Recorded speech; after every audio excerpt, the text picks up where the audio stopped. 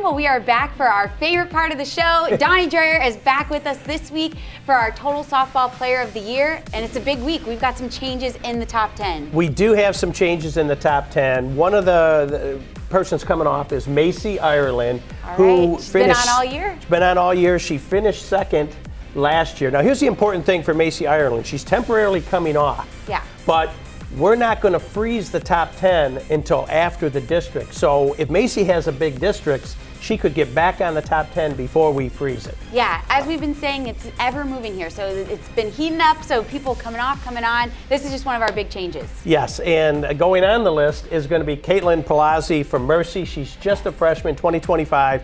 We had to get Kaitlyn on the list. Her numbers have been that impressive. Mercy's been having a great year, and they've been having a great year primarily because of her, although they do have a full pitching staff of 3 pitchers.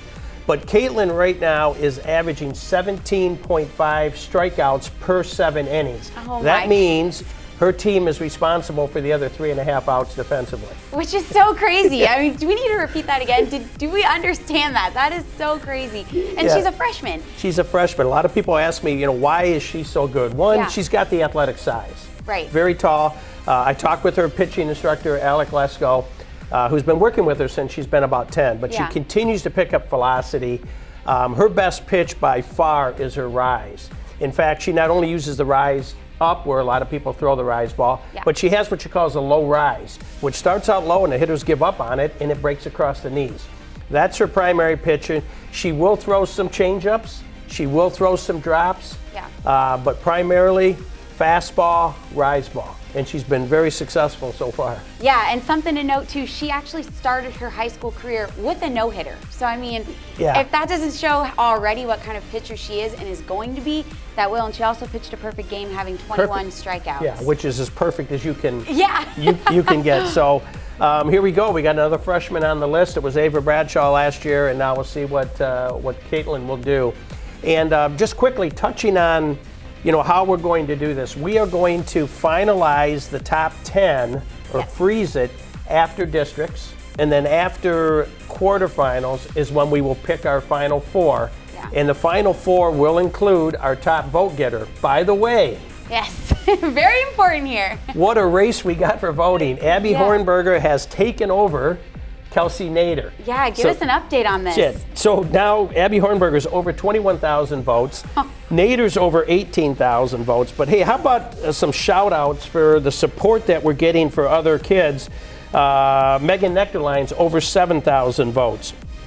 Maddie Ramey's over 4,000 votes. Kira Tomey over 5,000 votes. So we have a lot of people that are involved and supporting their kids and their communities. So, and this is a big jump from last week, so keep the votes coming in. It's important for the race towards the end here. The winner of the votes is guaranteed to be in the final 4, so we'll see how that shapes out. But that's a great race in itself. So all good.